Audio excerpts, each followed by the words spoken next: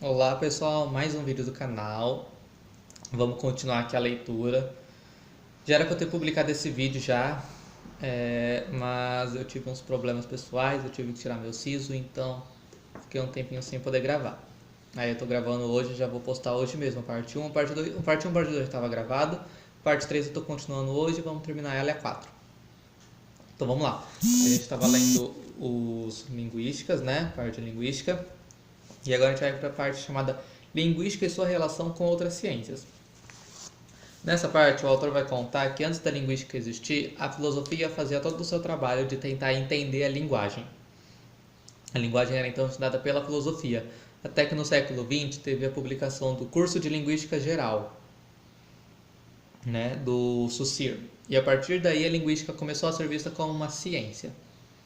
E aí ela se desvinculou da filosofia, né, e começou a ter todas as suas áreas, todos os seus ramos que estudam a linguagem. Um deles é a semiologia. Aqui, ó, linguística e semiologia. A semiologia ela é o estudo do signo. Sendo signo, eles podem ser naturais, como por exemplo, fumaça é sinal de fogo, nuvens escuras é sinal de chuva, nuvens escuras é sinal de chuva. E tem os signos, os signos culturais criados por nós, como sinais de trânsitos, gestos, gestos corporais, dança, né? A semiologia ela partiu das ideias do Saussure para que essa disciplina deveria se interessar pela relação que existe entre linguagem e realidade e pela natureza da intermediação que os sistemas de signos fazem entre os indivíduos. Então, como que os signos, que existem tanto os culturais como naturais, como que eles fazem parte da comunicação entre as pessoas, entendeu? Como que se estabelece essa ponte entre signos e linguagem, certo? E qual uma forma de diferenciar esses dois fatores, apesar de eles estarem muito interligados, é que a linguística estuda a linguagem verbal, enquanto a semiologia ou semiótica também, como vocês quiserem chamar, possui uma abordagem mais ampla que não pega apenas a linguagem verbal, mas a linguagem de todos os signos. A linguagem verbal faz uso de signos, que são os signos culturais fonéticos. Né? Quando a gente fala, cada letra é reproduzida por um som fonético e cada som fonético é um signo, entendeu? Então, dentro dos signos gerais, a fala faz uso de alguns signos específicos, entendeu? Aí a gente tem linguística e filologia. Filologia. O que é a filologia? É que ele descreve a filologia como sendo o estudo das civilizações passadas através da observação dos textos escritos que elas nos deixaram. Então, eles pegam textos antigos de civilizações que já se extinguiram ou civilizações antigas e vão lendo esses textos para descobrir coisas sobre essas civilizações. Mas no meio desses textos eles acabam aprendendo não coisas apenas sobre a civilização, mas como a própria linguagem, né? Como, por exemplo, foi muito importante a filologia na hora em que o latim deu origem ao italiano, ao português, ao espanhol, ao francês, entendeu? Porque ela cuida dessa parte histórica da linguística, da língua, certo? E aí, qual que é a diferença entre a filologia e a linguística? Primeiro que a filologia só estuda a parte escrita e a linguística estuda a parte falada. E a filologia, ela vai estudar como que a língua se transformou, por exemplo, do latim para o francês, em termos gramaticais, por exemplo, em termos ao longo da evolução histórica da língua, entendeu? Como que deu cada procedimento, essas coisas. Enquanto a linguística histórica que existe, ela está muito mais interessada no porquê. Por que que essa palavra, por exemplo, originou essa outra palavra, entendeu? Será que tem alguma coisa a ver com o modo como as pessoas falavam? Será que essa palavra era para ser dita de um jeito, mas as pessoas falavam de outro jeito e aí, pegando o jeito como as pessoas falavam, mudou para isso? Entendeu? O linguístico ele vai tentar ver se tem interferências. Aqui, ó.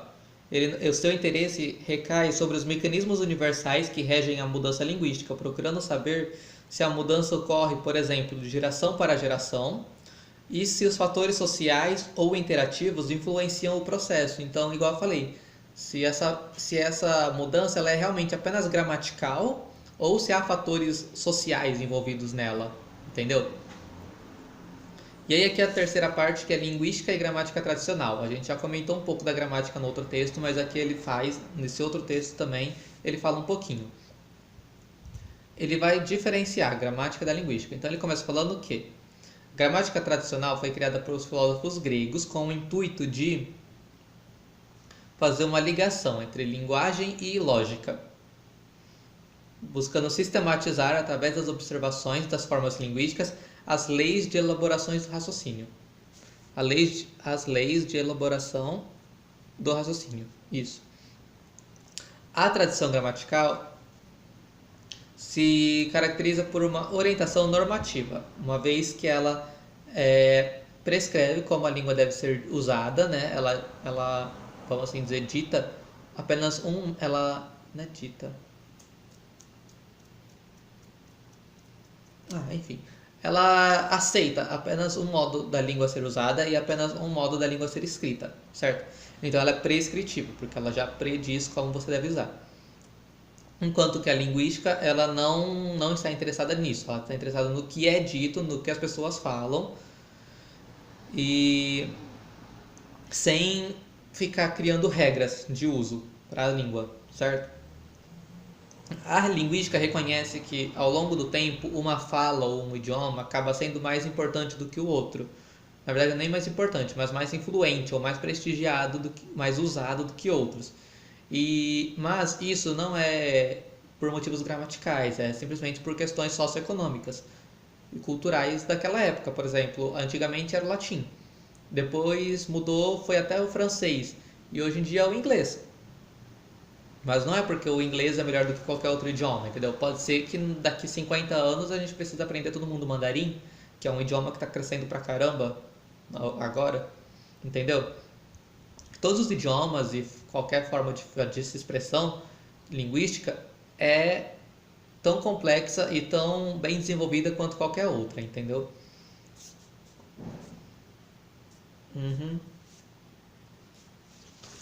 Aí aqui ele vai falar que os linguistas, eles também não é que os linguistas, eu não sou linguista, gente, mas é que eu concordo com isso, entendeu? Os linguistas vão falar que não é que a norma gramatical não é importante, a norma padrão não é importante. Ela é importante, mas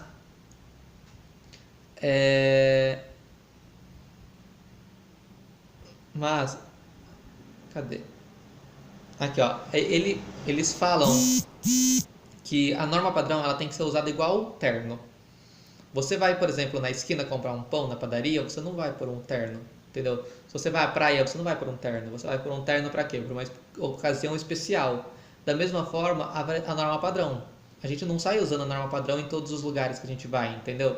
Ela é uma norma que a gente tem que ter com a gente tem que saber usar, mas nos momentos adequados. E quando a gente não precisar, não há necessidade de fazer uso, sabe? Até porque é impossível nós fazermos uso dela a todo momento. E mesmo quando nós estamos tentando ser formais, tentando fazer uso da norma gramatical, muitas vezes a gente erra, porque são tantas regras, são tantas coisinhas que, sério, eu não sei se existe alguém que consegue, sabe, fazer uso correto da norma gramatical e a todo momento. Então ele fala que é tão inadequado o uso de formas não padronizadas da língua por parte de um deputado ao discursar na Câmara, por exemplo, quanto à utilização por parte desse mesmo deputado de uma linguagem formal marcada por regras de padrão culto quando estiver na rua pedindo votos. Então é questão de situação, você tem que ter dentro de si as duas formas de linguagem, a norma padrão e a norma... eu não sei explicar, mas num outro texto ele vai falar certinho disso. É a norma que faz parte de você, interna, né? Ele vai falar aqui, ó, já vai falar disso, tá? Mas calma. Outra característica, outra diferença, enquanto a gramática está muito mais ligada à escrita, a linguística está muito mais ligada à fala.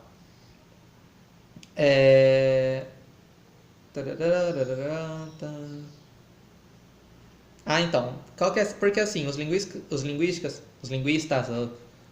consideram que a fala e a escrita são duas coisas, né? Duas coisas. São dois procedimentos diferentes, né? Falar, a gente fala e escrever, a gente escreve. Então não tem como você aplicar as mesmas regras do uso da linguagem para fala e para escrita, entendeu? Não tem como. É igual. São formas de comunicação? São, mas são diferentes. Uma você escreve e a outra você fala. Então por que a gente vai usar as mesmas regras para as duas formas, que são completamente diferentes, entendeu? E aí ele fala aqui, ó. Cadê? Uhum.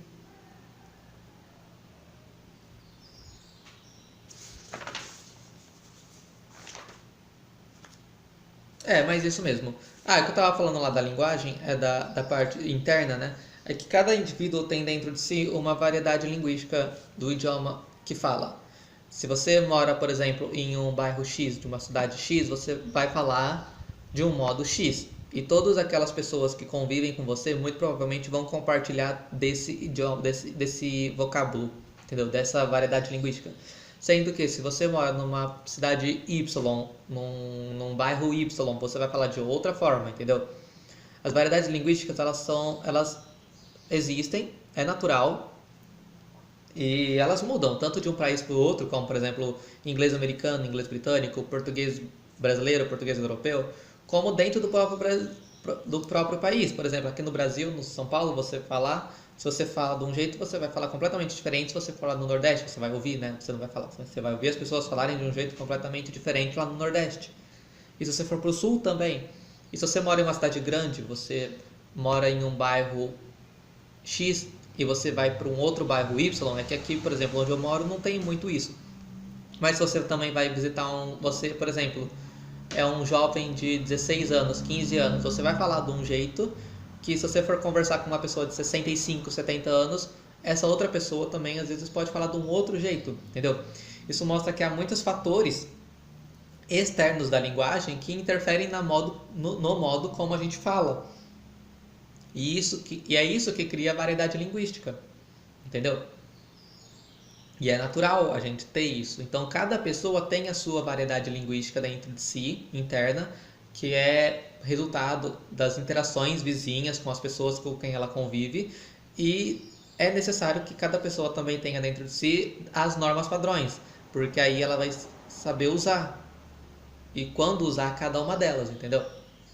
E é isso, essa é a terceira parte. Agora eu vou ler aqui um pouquinho a terceira parte. Essa é a terceira parte, agora a gente vai começar a quarta parte.